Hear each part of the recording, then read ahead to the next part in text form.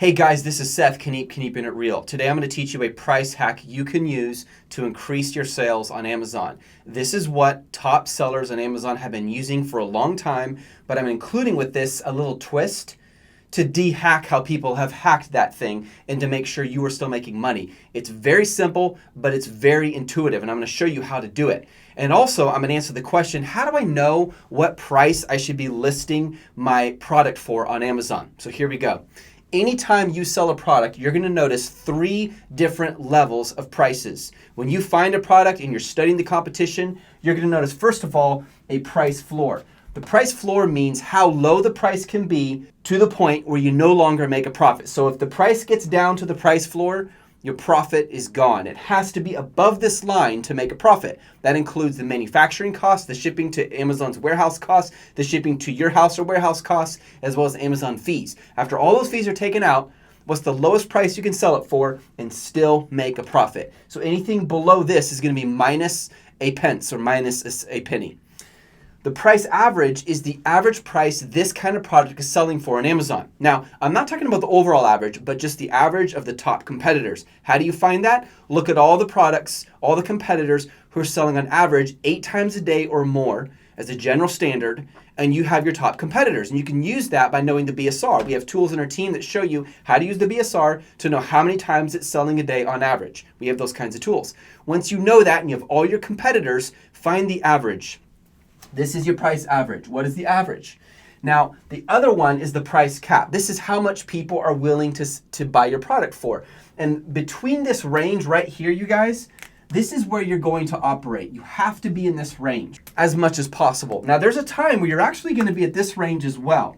And it's strategic. And a lot of people are not willing to be down here. But the result is they end up making less money and they never make it to the front page. And I'm going to show you exactly how to do that and some things to watch out for. First of all, what is price cap? Let me explain that. Let's pretend that you're selling an eraser. I would never buy an eraser for $200. I don't care how much you differentiate it, how many nice things, the nice packaging, all these accessories, a marker, some cleaning stuff, nice fuzzy, cool magnet. Look at that. Look at this. Okay, look at this. Look at that. Okay, that didn't work too well. But you get the idea, right? It has a magnet in it, so it's pretty cool. It's a nice little eraser, but I'm not going to spend $200 on this. Even if you added some gold trim, that'd be insane. Who would put real gold trim on an eraser? So there is a price cap, how much people are actually willing to spend on a product. But here's where people get confused. They look at the price average and assume, well, that's the price that my product has to be. Therefore, it has to be at this price. And if it's anything below, I'm not going to make money and I'll never be able to get it above this price. And that is false. And let me tell you why. People buy products not because of the price, but because of the value. Remember that. People buy a product because of its value. If I said, look, I'm going to sell you this pen for $200,000. And over here I said, I'm going to sell you a house for $200,000. You would never buy a pen for $200,000, but you might buy the house for $200,000, especially if it's in Austin, Texas. Why? What's the difference? The only difference is the product. The price was the same. $200,000 here is $200,000 here. So why wouldn't you spend $200,000? Because the value of a marker is too low for that. There's no way you can justify spending $200,000 on a marker unless it's like, got something special, amazing, laser shooter, diamonds inside. I don't know. So the variable was the value of the product. People buy things because of value, not because of price. But having said that, there is a cap. There's only so much they're going to be willing to spend. And if you get too high in your price, it becomes less and less of an impulsive buy. You get fewer sales. Even if each sells a strong profit, you end up making less money. Your inventory moves more slowly and other people are way ahead of you. So how do you figure all this out with all these numbers? I'm going to show you exactly. First of all, when you source your product, you need to be differentiating it by studying the negative reviews of your top competitors. Find out what they do bad and fix those issues and do everything they do well also. Simple principle. People are going to keep buying on Amazon. I don't care how much people talk about it being saturated. It's not. People are going to keep buying on Amazon more and more and more with the upcoming purchase of Whole Foods, even more. So if people are going to keep buying, then that's an industry I need to be in. There's an opportunity there. And if I have the best product and a competitive price, I'm going to make a lot of money, period. It really is that simple. If I have the best product and a competitive price, I'm going to make money. So how do you do that when you're dealing with all these varieties of competitors? Some look amazing, some look horrible, and it's a super ridiculously low price. How are they selling a product for $3 and making a profit? You ever wondered that? I'm going to show you the trick to that. When you start and you get your product, you need to figure out how to differentiate it by studying the reviews of your competitors. Find out what customers don't like about the competitors and fix those issues. If they say it's too thick, then make yours thinner. If they say it's too thin, make yours thicker. If they say it's too short, make yours taller. If they say it's too tall, make yours shorter. If they say it's too heavy, make yours lighter. If they say it's too black, make it white. If they say it's too white, make it blue. Do you get the idea? You make yours better. That's number one. Second is you bundle, you add something to it. You don't just sell the eraser, you sell the whiteboard marker with it. You bundle. So now instead of people just getting an eraser, they see an eraser with a whiteboard marker. And again, it has that really cool magnet inside. Now they're getting a deal and they feel more value. And so this justifies you raising the price up here. So don't just think, oh, everyone's selling it for $17. I can't go higher. Yes, you can if you increase the value. And remember, there's two kinds of value. There's perception value and real value. Perception value is what looks good. Like when you buy a Mac computer, you get packaging. That's perception. It looks good. Does a box actually add value to a Mac computer? Not at all. They could wrap the thing in bubble wrap, put a bunch of duct tape around it, and it'd be probably safer than how it ships today. But it's ugly. So that nice packaging, which you end up throwing away anyways, unless you're crazy and you keep it in your garage like I used to do, but what's the point?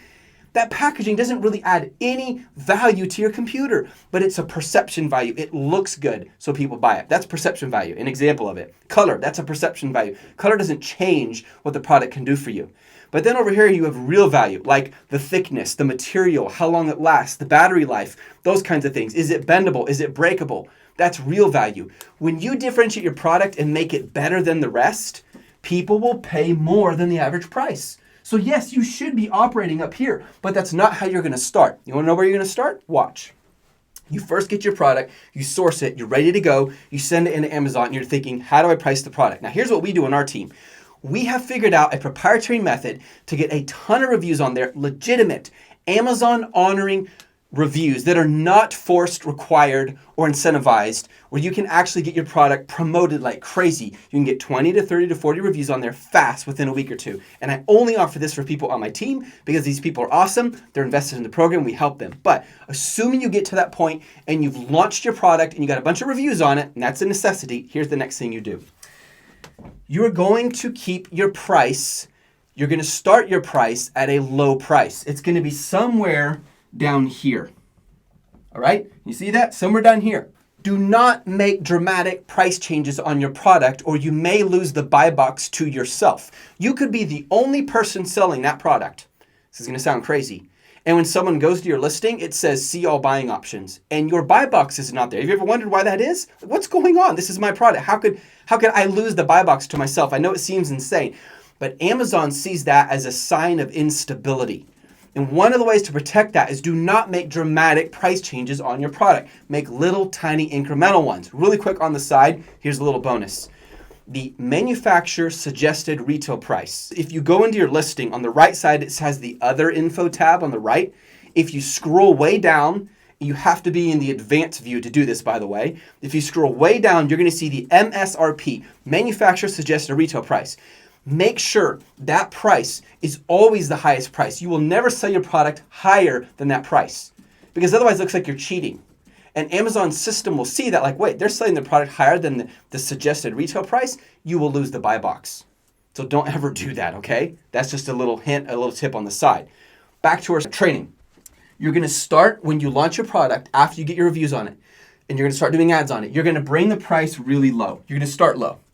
And you're going to slowly go up. And the more it sells, by increments, you're going to change it. You might add 25 cents one day, then 3 days later, 50 cents, then 3 days later, 75 cents, or maybe just $1 a week. Don't change it by $5 and $10. I'm telling you, don't do it. You'll lose the buy box most likely. I've seen it happen 100 times. As you raise the price, what happens is this. I know you're not making money. You're probably squirming right now thinking, Seth, I mean, you might even be down here, guys. Look, underneath the price floor. That's okay. Don't freak out about that. Your goal is to make money, isn't it? Yeah. Then are you willing to hold off on making money now so you can make a whole bunch more later? Would you spend $100 or $400 now so you can make $4,000 later? Of course you would. So think that way. Your goal right now is to get your product on the first page. This is another hack, not even some of the ones that we teach in our community, which we have other ones as well. But what you can do is you want to get your product on the first page. And the way you do that is you get it selling over and over again. Sales is the number one ranking factor for all Amazon sellers. If you have sales, you're going to win. So get the price down here and slowly raise it as it sells. You'll get it on the first page. I know you're not making money yet, but remember, you're investing in the listing, not the product. Just like you're investing in the tree. It's not making you apples. It's not growing you oranges, but someday it will. So pour your time and money into the listing to get it strong and healthy, and then it will reward you for years to come. One of the guys in our community, he posted on the Facebook group. It's a private Facebook group. We get over 100 requests on this group a day now to join. And the only people who get to be in there are people who started the program with just one dime. He posted this. He said, guys, I got my first product going. He went through all the steps we taught him. He got it going. He's doing $1,500 profit a month on one product. Now imagine if you turn that into 10 products. That 1,500 becomes a 1,500. You see that? Now he's making $15,000 a month. You can keep scaling that. Do you know how much time he spends a week on that product? 1 hour. 1 hour a week. Did it take a lot of time and money to get it going? Did he invest in the listing? Did you do all these things? Yes. But now it's passive income. He's sleeping. He's making money. He tweaks his ads. He makes sure the price is good. Make sure the photos are good. Talk to a supplier for the next order. Done. It keeps selling for him. And that's a mediocre product. It's not a high end. That's just one mediocre product. $1,500. I mean, think about $1,500 a month coming in off of one product. That's totally worth it. I'm telling you, you can do this. You can make this happen. So back to this. Raise your price by increments, little bit by little bit over time. The faster it sells, the more you raise it, the more you raise it, the more you raise it. Don't get trigger happy with the price. There's some people, they're like, oh, well, yeah, okay. And then boom, they go 10 up. And the almond tries to go $5 down, then $3 up. And they're like going schizophrenic on this. Don't do that. Be slow and patient. The patient, determinative, consistent people are the ones who win. You keep raising it, and somewhere on this line, you're going to be on the first page of search results. And your sales are going to go a lot higher. And you're going to keep raising it, and guess what, guys? Eventually, you're going to be somewhere up here. And at some point, you'll see the sales slow, and that's where you stop. You found the sweet spot. Ding! How do you guys like my fancy star? Isn't that an awesome star? I should have been an artist.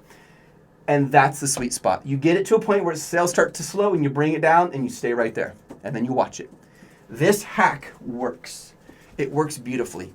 Hey, you have an awesome day. Keep going. Let me know how I can help you. This is Seth, Keeping It Real. If you decide to become part of Just One Dime, just shoot me an email, seth@justonedime.com, or click on the link below. We'd love to have you if two things are true. You're teachable and you know how to hustle. Let me just share this. I'm not interested in selling a program. Here you go. Bye. Go do good luck to you. No, there's people out there doing that. I won't do that. Here's what I'm interested in. Raising up an army of badass entrepreneurs. That's what we're doing. We have over 500 people just storming Amazon. It is awesome. And just to give you an example, the other day, I'm on the Facebook group. Someone asks a question. Within a little over 2 hours, 56 answers to his question. All helpful, encouraging, correcting. And we're not like, oh, everything's great. We're not like that. We're very down to earth and blunt, and here, let me tell you what to do, but also super encouraging too. 56 answers within a couple hours. I've never seen a community do that. That's what's so amazing, and that's why people are making money. Have an awesome day. I'll see you.